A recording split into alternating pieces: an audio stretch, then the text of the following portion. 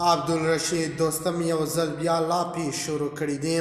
عبدالرشید دوستم وایي زه به په 15 ورځو کې طالبانو ته ماته ورکړم.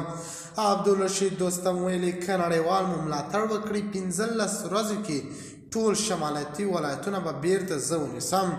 خو طالبانو یې کوم غبرګون نه دی ښودلی. طالبانو سیاستوالو دومره ویلي ول چې پخوانۍ جزیرې ټوله له منځه وړي او هېڅوک زورواکي نشي کولی چې په افغانستان کې دوباره واکمن شي.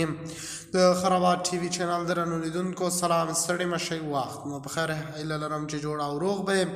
په سر کې یادونه کوم که خرابات ټي وي چینل مو نه وي سبسکرایب کړی، په درنښت سره خرابات ټي وي چینل سبسکرایب کړئ. د افغانستان د جنبش ملي اسلام ګوند مشر مارشال عبدالرشید دوستم وایي که نړیوال د مقاومت جبهې ملاتړ وکړي په 15 ورځو کې به افغانستان شمالي ولایتونه بیرته عبدالرشید دوستم په ولکه کې راشي.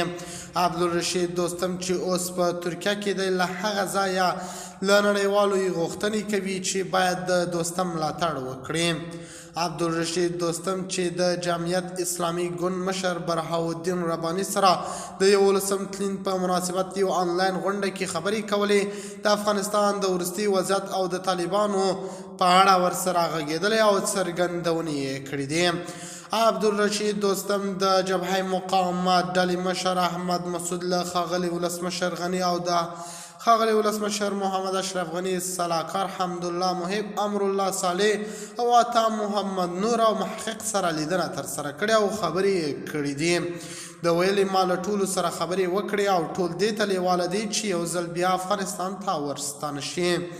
د خرابات ټي وي چینل درنو لیدونکو دا و زموږ ته د مهال چمتو کړی خبر. د نورو خبرونو لپاره خرابات ټي وي چینل په درنښت سره سبسکرایب کړئ. د الله په امان تر بیا خیر چارې.